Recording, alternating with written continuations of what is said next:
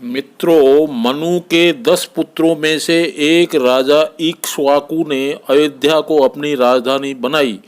इसी इक्ष्वाकु कुल में युवनाश्व हुए, जो पुत्रहीन होने के कारण राजकाज छोड़ अपनी रानी गौरी सहित वन में जाकर तप करने लगे। वहां उनकी भेंट भृगुवंशी च्यवन ऋषि से हुई। च्यवन ऋषि ने राजा के लिए पुत्र कामेष्टि यज्ञ का अनुष्ठान किया और यज्ञ पूर्ण होने पर अभिमंत्रित जल को एक पात्र में रख दिया कि रानी को पिला देंगे। रात्रि को प्यास से व्याकुल राजा योनाश्व ने बहुत आवाजें लगाई, लेकिन थकान के कारण सभी गहरी नींद में सोए हुए थे। किसी ने उनकी नहीं सुनी। राजा उठ करके इधर उधर पानी की तलाश करने लगे और जानकारी के अभाव में उस अभिमंत्रित पानी को ही पी गए। सुबह जब च्यवन ऋषि को मालूम हुआ तो वो राजा के पास जाकर बोले, अब राजन, यह आपके गर्भ से ही उत्पन्न होगा। मैंने जान लिया था कि आपकी रानी गौरी के गर्भाशय पूर्ण नहीं है, अतः मैंने ऐसी औषधि इस जल में मिला रखी थी जिससे कि गर्भाशय बन जाएगा। संतान जन्म लेने के समय दैवीय चिकित्सक अश्विनी कुमारों ने राजा का पेट चीरकर बच्चा निकाला। दूध द्वारा बच्चे के पोषण की समस्या को दूर करने हेतु देवराज इंद्र ने अपनी अंगुली शिशु के मुंह में डाली, जिससे दूध निकलने लगा और कहा, मम धाता, अर्थात मैं इसकी माता हूँ। इसी से बच्चे का नाम मम धाता या मानधाता पड़ा। मानधाता तुरंत ही 6.5 फुट का हो गया। कहते हैं कि राजा मानधाता का राज्य सूर्योदय से सूर्यास्त तक फैला हुआ था और उसने धर्मानुकूल शासन किया। राजा मानधाता ने 100 अश्वमेध यज्ञ और 100 ही राजसूय यज्ञ का अनुष्ठान किया था और 10 योजन लंबे और 1 योजन ऊंचे रोहित नामक स्वर्ण की मछली बनाकर ब्राह्मणों को दान में दी थी। मानधाता या मानधात्री का विवाह यादव नरेश शशा बिंदु की कन्या बिंदुमती से हुआ था, जिनसे मुचकुंद, अम्बरीश तथा पुरुकुत्स नामक 3 पुत्र और 50 कन्याएं उत्पन्न हुई थी, जो एक ही साथ शौभरी ऋषि को ब्याही गई थी। मानधाता शिव भक्त थे। उन्होंने नर्मदा नदी के तट पर खंडवा के पास पहाड़ी पर शिवलिंग की स्थापना की थी और नदी का रुख इस प्रकार घुमाया था कि ओम बन गया, जो कि आज ओमकारेश्वर ज्योतिर्लिंग के नाम से प्रसिद्ध है। गरीबदास जी महाराज अपने श्री सतगुरु ग्रंथ साहिब के पृष्ठ संख्या 565 में वार्ता शीर्षांतर्गत चक्रवर्ती राजा मानधाता एवं ऋषिश्वर चुणक के मध्य हुए विवाद की विवेचना करते हुए बताते हैं कि एक समय मानधाता चकवे था, जिसके उदय अस्त बीच चक्र चले थे, जिसकी भुजा खुजाई अज किसी सेति युद्ध कीजे, चारों कूटों तय 4 हिलकारे चले आवे थे। पंथ में चुणक ऋषिश्वर मिल गए, जिसकी कौपीन के 7 गांठी थी। 7 पुरी के ऊपर लात मार रहा, चीपी मुँह थी, मारे तो महाप्रलय हो जाए, सूधी करे तो सृष्टि खड़ी हो जाए। ऐसा जालूल तपस्वी 88,000 ऋषिश्वर जलेब में चले हैं और उपमा क्या वर्णो। दुर्वासा से ऋषिश्वर धूणी ढोए हैं, जिनके 8 सिद्धि 9 निधि आगे हाथ बांधे खड़ी हैं। किरणीधारी कलंदर, कच्छ, मत्स्य, कुरम्भ, शेष, धोल, वैकुंठ, मैत्र लोक लग सब थरना क्यों कंपे है। एक बहेलिया पुराण कौपीन के ते गांठ खोली ही करे हिलकारियों के ताही दीनी। हिलकारे बोले, महाराज क्या है इसमें?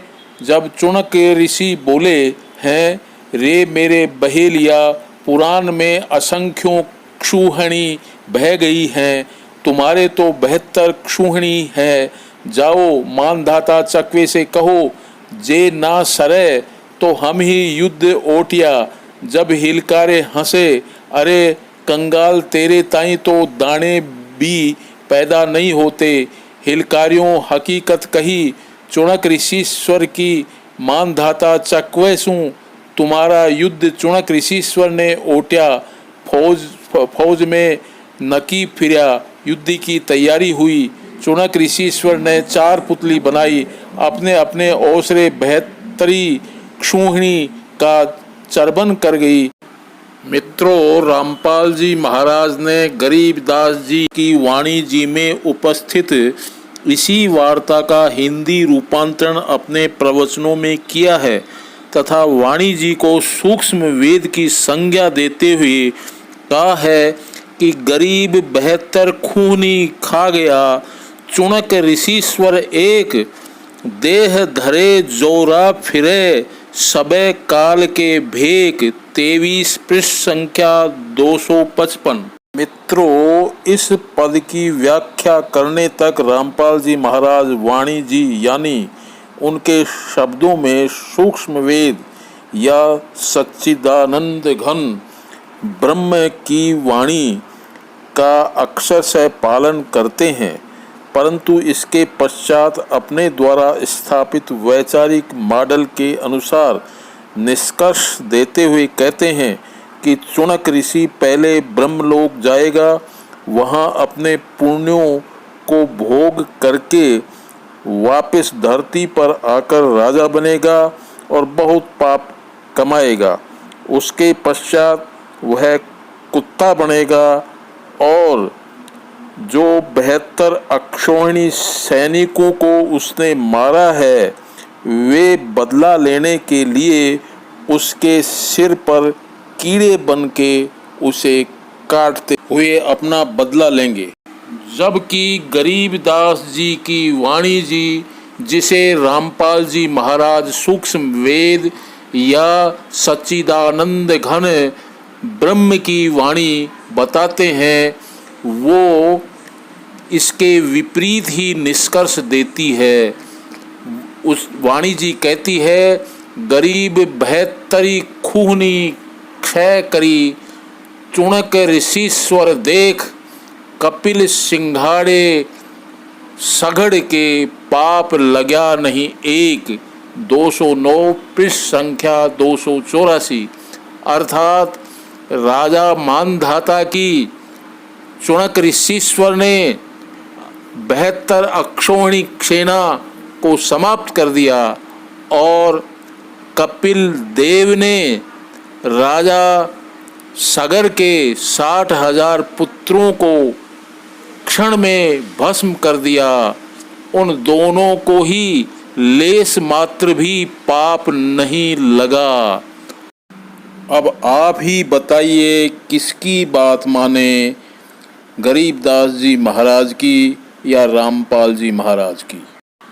मित्रों, अब सुनिए रामपाल जी महाराज के मुखार बिंद से चुणक ऋषि की कथा का संक्षेपण।